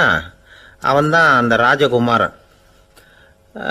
ராஜகுமாரனுடைய தந்தைக்கு, அதுதான் அந்த ராஜாவுக்கு, அங்கே வயசு ஏறிக்கிட்டே போகுது. என்ன இது, படிக்க போன பையன் இன்னும் திரும்பி வரலையே அப்படின்னு நினச்சார். வந்துட்டா சீக்கிரமாக அவனுக்கு பட்டம் கட்டிவிட்டு நாம் விலகிக்கலாமே அப்படின்னு நினச்சாரு. கல்யாணம் வேறு பண்ணி பார்க்கணும் பையனுக்கு. ஆனால் பையன் வர்ற வழியை காணும். ராஜா பார்த்தார், சரி நேர்லேயே போய் என்னன்னு தெரிஞ்சுட்டு வந்துடுவோம் அப்படின்னு காட்டுக்கு புறப்பட்டார். அங்கே போய் முனிவரை பார்த்தார். முனிவர் இவரை அன்பாக வரவேற்று உட்கார வச்சார். அதுக்கப்புறம் ராஜா மெதுவா, எல்லாரையும் வீட்டுக்கு அனுப்பி வச்சுட்டிங்களாமே, ஏன் பிள்ளைய மட்டும் அப்படின்னு சொல்லி மெதுவாக இழுத்தார். முனிவர் இதுக்கு உடனே பதில் சொல்லலை. ராஜாவை கூப்பிட்டுட்டு போய் விருந்தினர் குடிசையில் தங்க வச்சார். அதுக்கப்புறம் சொன்னார், உங்கள் மகன் எல்லா பாடங்கள்லேயும் முதல் இடம் வாங்கியிருக்கான். இப்படி முதலாவதாக வர்ற மாணவனுக்கு நாங்கள் இன்னொரு தேர்வு வைக்கிறது வழக்கம். அதுலேயும் அவன் முதலாவதாக வந்துட்டான்னா அவன் ஒரு பெரிய வித்வான் அப்படிங்கிற கௌரவத்தை அடைஞ்சிருவான் அப்படின்னார். அதாவது முனிவர் அப்படி சொல்கிறார். அப்படி சொல்லிவிட்டு போயிட்டார் அவர். ராஜா அங்கேயே தங்கிட்டார். ராத்திரி படுத்து தூங்கினார்.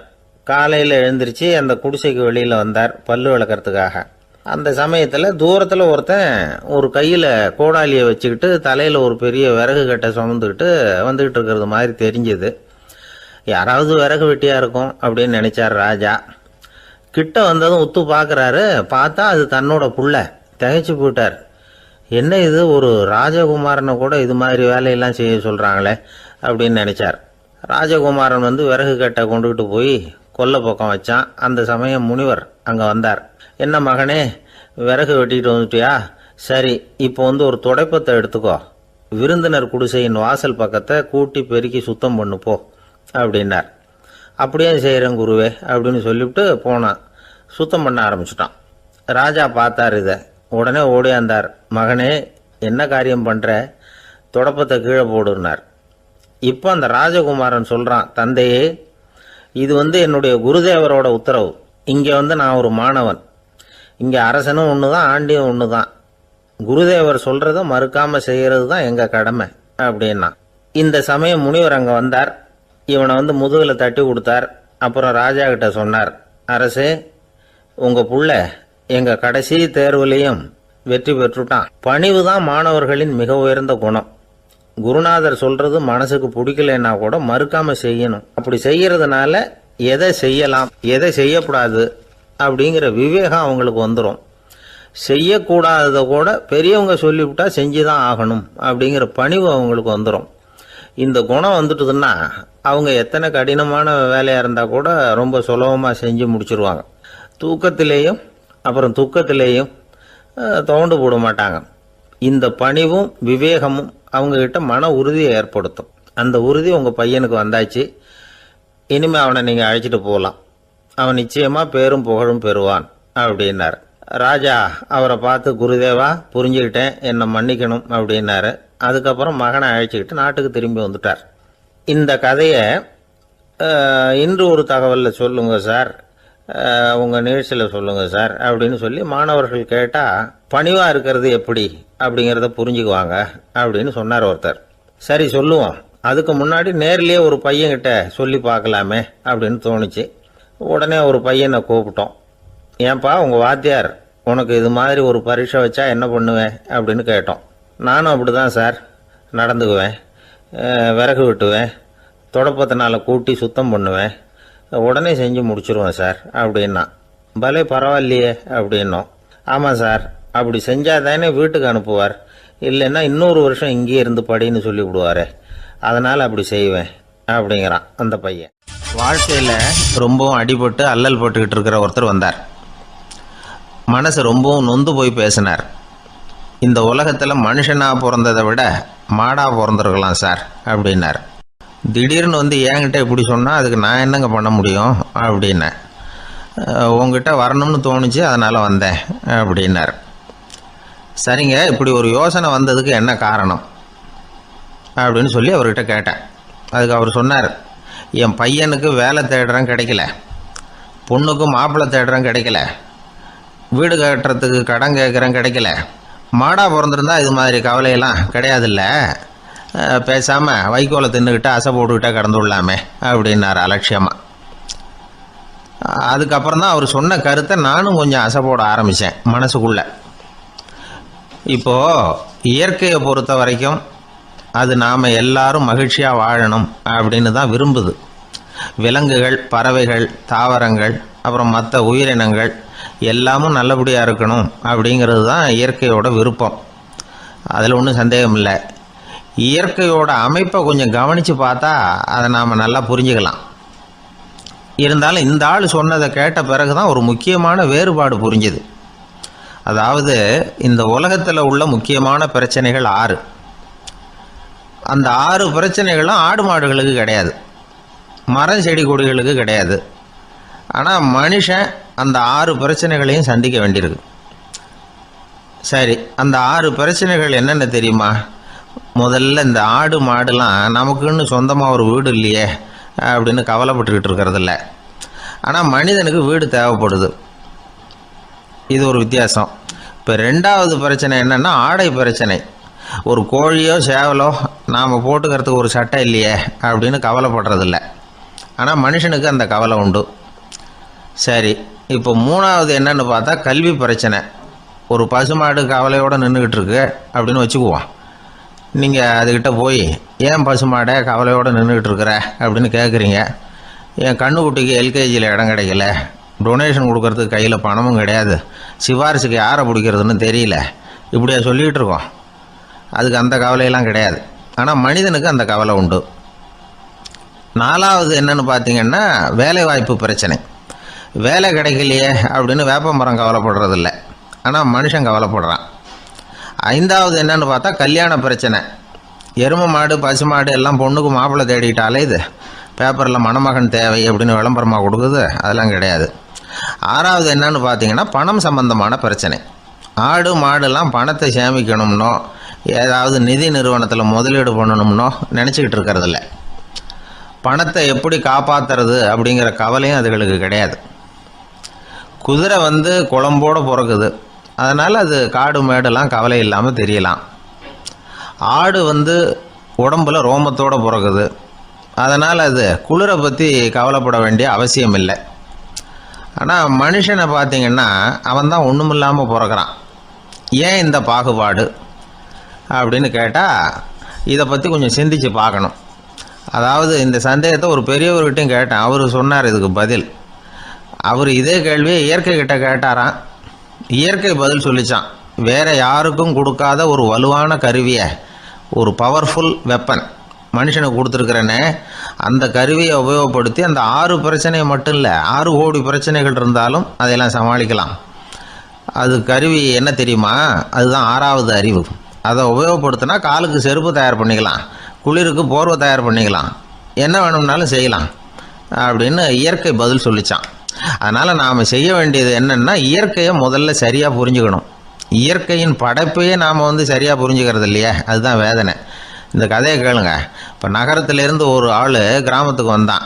அங்கே ஒரு சிறுவன் மாடு மேய்ச்சிக்கிட்டு இருந்தான். நகரத்து ஆள் சொன்னான், எவ்வளோ அழகான பசு, அது சரி இதுக்கெல்லாம் ஏன் கொம்பு இல்லைன்னா. இதுக்கு அந்த பையன் பதில் சொன்னான், பசுமாட்டுக்கு கொம்பு இல்லாததுக்கு பல காரணங்கள் உண்டு. கண்ணுக்குட்டியாக இருந்தால் கொம்பு இருக்காது, பசு வளர்ந்து பெருசானதுக்கு அப்புறம் தான் கொம்பு முளைக்கும், இது ஒரு காரணம். சில சமயம் வளர்கிற கொம்பை எடுத்து விடுறது உண்டு, அது ஒரு காரணம். ஆனால் இதுக்கு ஏன் கொம்பு இல்லைன்னு கேட்குறீங்க.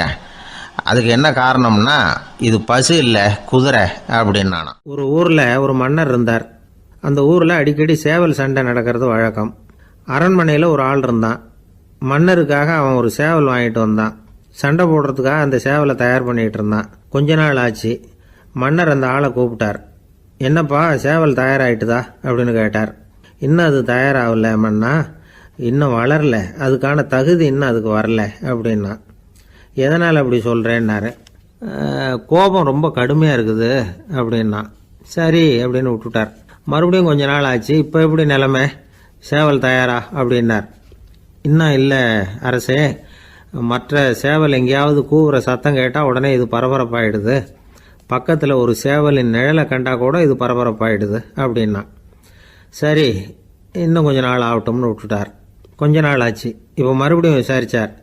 இன்னும் நம்ம சேவலுக்கு அந்த தகுதி வரலமன்னா, போராட்ட உணர்வு அதுக்கு இன்னும் இருந்துக்கிட்டு தான் இருக்குது, உள்ளே மெதுவாக தான் எரிய ஆரம்பிச்சிருக்குது போராட்ட உணர்வு, அப்படி இருக்கக்கூடாது, அது பற்றி எரிய வேண்டாமா அப்படின்னா. இன்னும் கொஞ்ச நாள் ஆச்சு. இப்போ எப்படின்னு கேட்டார். இப்போ அவன் சொன்னான், மன்னா கிட்டத்தட்ட அது போருக்கு தயாராகிட்டுது அப்படின்னு நினைக்கிறேன்னா. எதனால் அப்படி சொல்கிற அப்படின்னு கேட்டார். மற்ற சேவலின் குரலை கேட்டால் அது அசைகிறதே இல்லை, ஒரு பொம்மை மாதிரி ஆயிடுது, அதுக்கு உள்ள ஒரு நுட்பமான விழிப்புணர்வு வந்துட்டுது, அதனால் அது அமைதியாக இருக்குது, மௌனமாக இருக்குது. இனிமே அதுக்கு இணையான சேவலே கிடையாது. வெற்றி பெற அது போராட வேண்டிய அவசியமே இல்லை. அதை பார்த்த உடனே எதிரி சேவல்கள் பயந்துட்டு ஓடி போடும் அப்படின்னு சொன்னானாம். அந்த சேவலை வளர்த்தவர் சி சிங் சு அப்படின்னு பேர். இந்த சுசுகி சொன்ன கதையும் அது. ஞானிகள் என்ன சொல்றாங்க தெரியுமா? அந்த சேவலின் ரகசியத்தை நீயும் கற்றுக்கொள், நீ அப்படி ஆயிடு, சண்டை போடாமலே வெற்றிகள் பெறுகிற நுட்பத்தை புரிந்துகொள். இதுதான் ஞானிகள் உபதேசம். ஒரு குரு கிட்ட ஒருத்தன் போயிருக்கிறான். எனக்கு சண்டை போட கற்றுக் கொடுங்கன்னா. அதுக்கு என்ன செய்யணும்னார். என்ன உங்கள் மாணவனாக சேர்த்துங்கண்ணா. சரி, இப்போ உன்னுடைய பலம் என்னன்னு கேட்டிருக்கார். இப்போ நான் தனி ஆளாக இருந்து ஒரு 100 பேரை சமாளிப்பேன் நானா. சரி, அப்படின்னா என்னுடைய மாணவனாக உன்னை சேர்த்துக்கிறேன்ருக்கார். சேர்த்துக்கிட்டார்.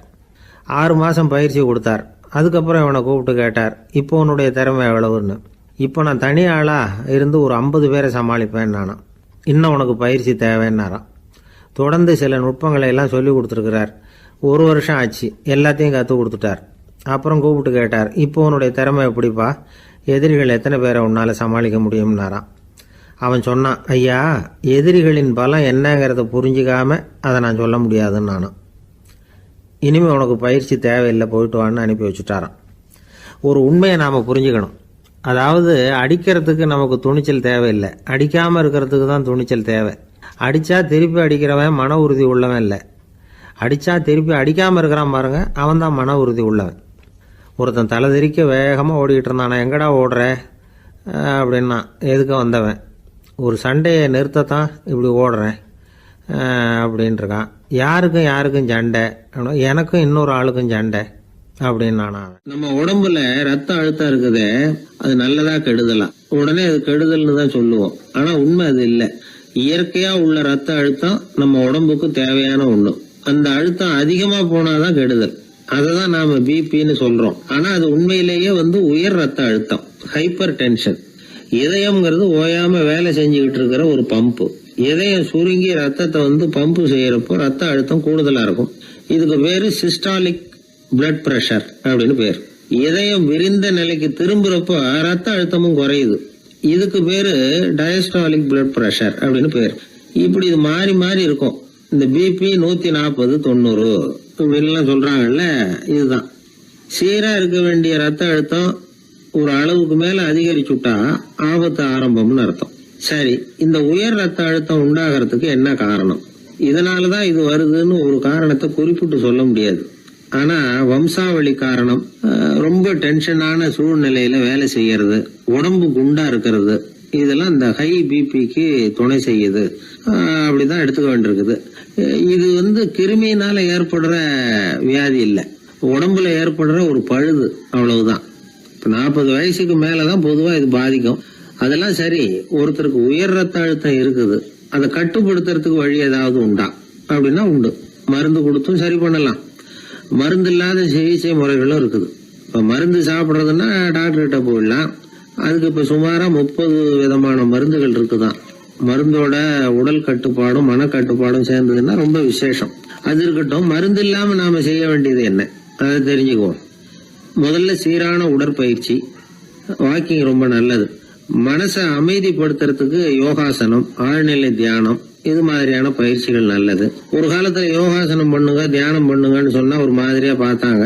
இப்ப மருத்துவ நிபுணர்களே அதெல்லாம் ரொம்ப அவசியம்தான் அப்படின்னு சொல்றாங்க. இன்னொரு அதிசய சிகிச்சை முறை இப்போ வழக்கத்துக்கு வந்திருக்குது. பயோ ஃபீட்பேக் அப்படின்னு பேர்.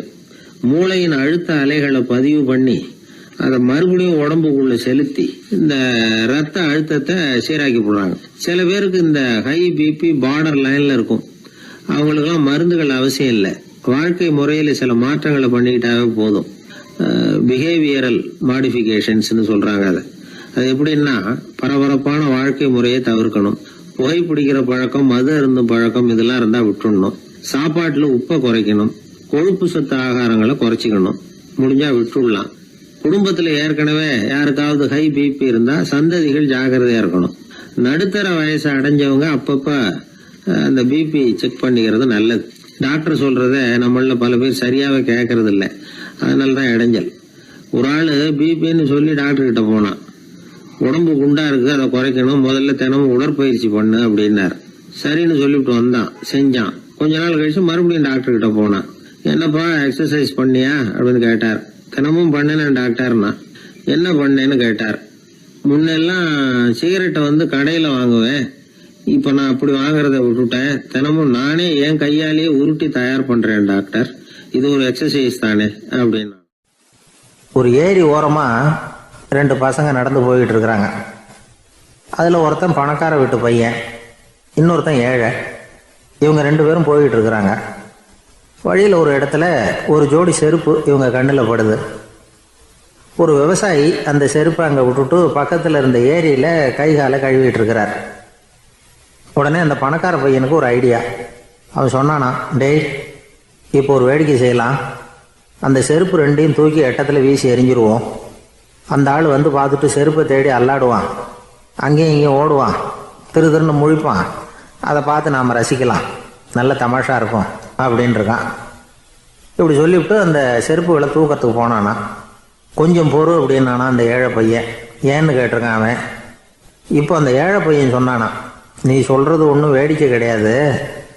உன்னோட செருப்பு தொலைஞ்சா உன் அப்பா உடனே உனக்கு வேறு செருப்பு வாங்கி கொடுத்துருவார்.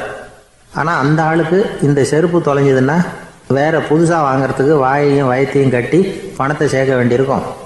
அதனால் நான் ஒரு வேடிக்கை சொல்கிறேன், அது மாதிரி செய், அது இன்னமும் தமாஷா இருக்கும் அப்படின்னானா. எப்படி அது சொல்லுன்றிருக்கான் அவன். செருப்பு 2ம் அது இருக்கிற இடத்துலையே இருக்கட்டும். உன் சட்டப்பையிலிருந்து ஒரே ஒரு ரூபா நாணயத்தை எடு. அதை அந்த செருப்பு மேலே அதோட குதிகால் பகுதியில் வச்சுட்டு நாம் 2 பேரும் அந்த மரத்துக்கு பின்னாடி ஓடி போய் மறைஞ்சு நின்றுக்குவோம். அப்புறம் பாரு வேடிக்கையே அப்படின்னா. அதே மாதிரி ரூபா காசு செருப்பு மேலே வச்சுட்டு இவங்க 2 பேரும் மறைஞ்சு நின்றுக்கிட்டாங்க. கொஞ்ச நேரத்தில் அந்த விவசாயி வந்தார். காலில் உள்ள மண்ணை தட்டிவிட்டு செருப்பை மாட்டுறதுக்காக போனார். அங்கேருந்து காசு கண்ணில் போட்டுவிட்டுது. அவருக்கு ஆச்சரியமாக போச்சு. அதை கையில் எடுத்து பார்க்குறார். 4 பக்கமும் திரும்பி திரும்பி பார்க்குறார், யார் இதை வச்சிருப்பான்னு. கடைசியில் ஆகாயத்தை பார்க்குறார். ஆண்டவா, இது உன்னோட கருணை தான். நீ தான் யாரோ புண்ணியவான் மனசில் தர்மம் பண்ணுற எண்ணத்தை உண்டாக்கி இருக்கிற. அந்த புண்ணியவான் நல்லா இருக்கணும் அப்படின்னு வாழ்த்தி அந்த காசை கண்ணில் ஊற்றிக்கிட்டாரான். மறைஞ்சிருந்து பார்த்துக்கிட்டு இருந்த ஏழை பையன் இப்படி சொன்னான், பாத்தியா, உன்னை புண்ணியவான்னு வாழ்த்திக்கிட்டு போகிறார் அந்த ஆள். அவருக்கும் சந்தோஷம், அதை பார்த்து நமக்கும் சந்தோஷம். உனக்கு ரூபாங்கிறது ஒரு பெரிய விஷயம் இல்லை, ஆனால் அதனால் நமக்கு கிடைச்சிருக்கிற மகிழ்ச்சி ரொம்ப உயர்வானது அப்படின்னு நானும். வேடிக்கையும் கிண்டலும் இது மாதிரி அடுத்தவங்களுக்கு இடைஞ்சலாக இல்லாமல் இருக்கணும் அப்படிங்கிறார் கலைவாணர். ஆனால் பாருங்கள், அவருக்கே இடைஞ்சலாக வர்ற விஷயங்களை கூட அவர் வேடிக்கையாக தான் எடுத்துக்கிட்டாராம். ஒரு தடவை ஒருத்தர் கலைவாணர்கிட்ட வந்து, ஐயா, என் குழந்தை செத்து போச்சு அப்படின்னு சொல்லி அழுதாராம். உடனே இவர் அவருக்கு 100 ரூபா பணத்தை கொடுத்து, இந்தாங்க அடக்கம் செய்யுங்க அப்படின்னு சொல்லி அனுப்பி வச்சாராம். 1 வருஷம் கழித்து மறுபடியும் அதே ஆள் வந்திருக்கார். இவர் மறந்துருப்பாருங்கிற நினைப்புல, அண்ணே, என் குழந்தை இறந்து போச்சுண்ணே அப்படின்னாராம். இவர் மறுபடியும் 100 ரூபா கொடுத்து ஆறுதல் சொல்லி அனுப்பி வச்சாராம். 7-8 மாதம் கழித்து மறுபடியும் அதே ஆள் வந்திருக்கார். அவர் வாயை திறக்கிறதுக்கு முன்னாடியே இவர் 100 ரூபாய் அவர் கையில் வச்சு, போன 2 தடவை தான் குழந்தை செத்து போச்சு, இந்த தடவையாவது அதை சாகாமல் காப்பாற்றி விடு அப்படின்னு சொல்லி அனுப்பி வச்சாராம். அதுக்கப்புறம் அந்த ஆள் வர்றதே இல்லையா. நமக்கு முன்னாடி நமக்கு வேண்டிய ஒருத்தர் ஒரு கிளாஸில் நமக்கு பழச்சாறு கொண்டாந்து வைக்கிறாருன்னு வச்சுக்கோங்க. உடனே நாம் என்ன பண்ணுவோம், எடுத்து கிடுகிடுன்னு சாப்பிட்ருவோம், அடுத்தவங்க யாரும் வர்றதுக்குள்ள. அதை விட்டுட்டு அதை கொண்டாந்து வச்சவர்கிட்டயே அதோட விலை என்ன அப்படி இப்படின்னு நான் கேட்டுக்கிட்டு இருப்போம். நாம் கேட்க மாட்டோம். ஆனால் காந்திஜி அப்படி கேட்டாராம். எப்போ தெரியுமா, 1935. அந்த வருஷம் மே மாதத்தில் ஒரு நாள் காந்திஜி டெல்லியில் இருக்கிறார். அப்போ அவருக்கு 2 டம்ளர் மாம்பழச்சாறு கொண்டாந்து கொடுக்குறாங்க. அதை வாங்குறார். இதோட விலை என்ன அப்படின்னு கேட்டார் காந்திஜி. யாருக்கிட்ட கேட்டாருன்னா மனுபென் காந்திகிட்ட கேட்குறார். அவங்க தான் கொண்டாந்து கொடுக்குறாங்க. காந்திஜிக்கு உதவி செய்கிறதுக்காக அவர் கூடவே இருந்தவங்க அவங்ககிட்ட தான் கேட்குறாரு. காந்திஜி சும்மா வேடிக்கைக்காக இப்படி கேட்குறாருன்னு நினச்சிட்டாங்க அந்த அம்மா.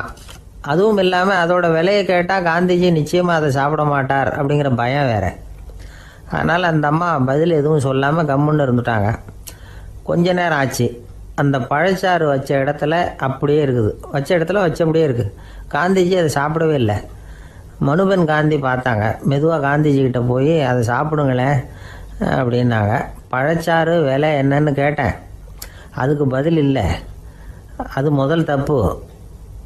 பதிலை எதிர்பார்த்திருந்தும் அதை பற்றி விசாரிக்கலை. அது ரெண்டாவது தப்பு. இப்படி 2 தப்புகளை பண்ணிவிட்டு என்கிட்ட வந்து இதை சாப்பிடுங்கன்னு சொன்னால் அது எப்படி அப்படின்னு கேட்டாராம் காந்திஜி.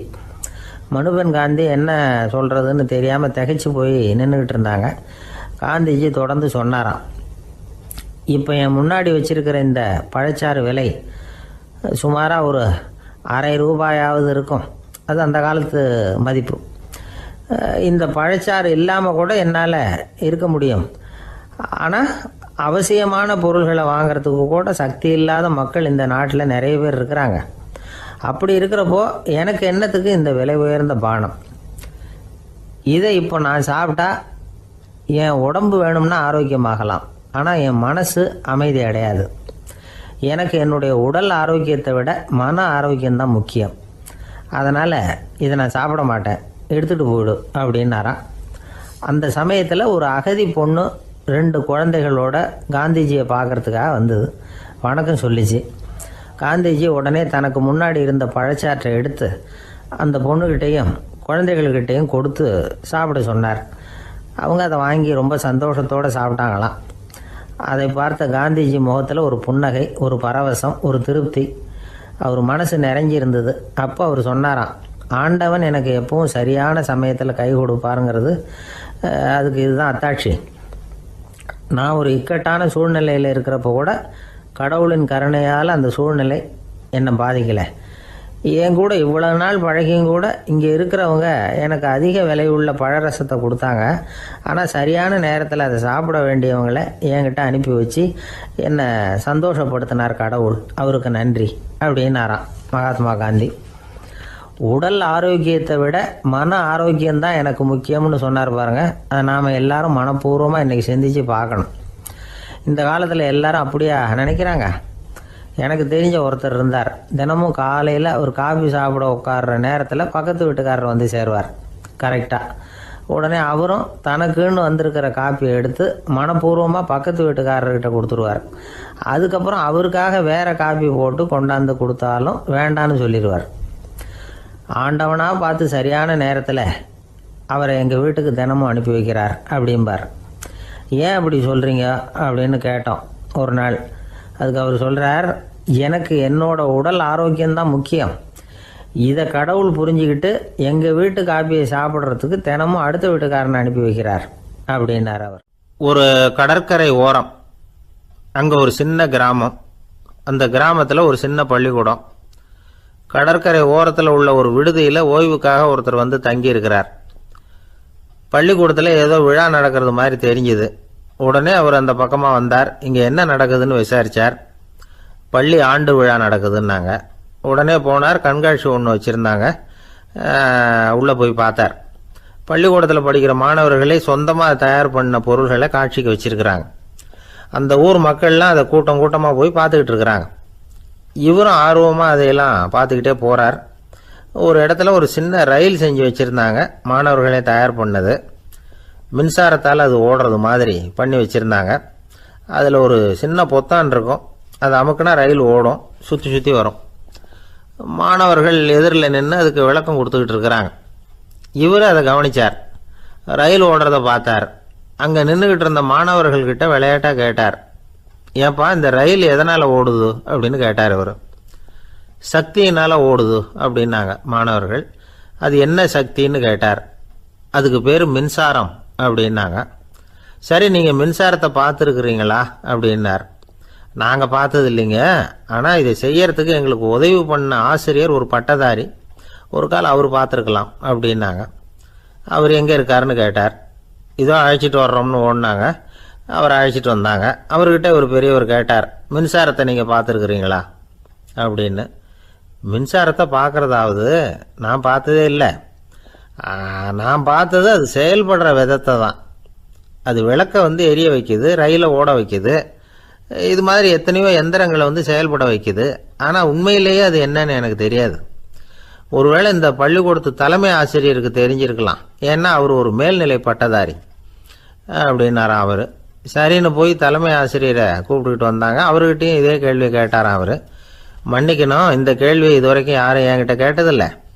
சக்தியை யாரும் பார்க்க முடியாது, ஆனால் அது செயல்படும் விதத்தை தான் பார்க்க முடியும் அப்படின்னாராம் அவர். இப்போ இதுவரைக்கும் கேட்டுக்கிட்டு இருந்த பெரியவர் சிரிச்சார். சிரிச்சுட்டு சொன்னாராம், சரி, அதுக்காக ஒன்றும் கவலைப்படாதீங்க, என்னுடைய பெயர் தாமஸ் ஆல்வா எடிசன் அப்படின்னாராம். இதை கேட்டதும் அங்கே இருந்தவங்களுக்கெல்லாம் அதிர்ச்சி, ஆச்சரியம். என்னது, நீங்கள் தானே எடிசன்? நீங்கள் எவ்வளவு மின்சார கருவிகளை உண்டாக்கி இருக்கிறீங்க, நீங்களா இந்த கேள்வியை கேட்டது அப்படின்னாங்களாம். ஆமாம், நான் தான் கேட்குறேன், ஏன்னா நானே மின்சாரத்தை பார்த்தது கிடையாது அப்படின்னாராம் அவர். அன்புங்கிறது இப்படிப்பட்டது தாங்கிறார் ஓஷோ. அன்புங்கிறது நம்ம உடற்கூறு அமைப்பில் இல்லை, அது நம்ம உடம்புல உள்ள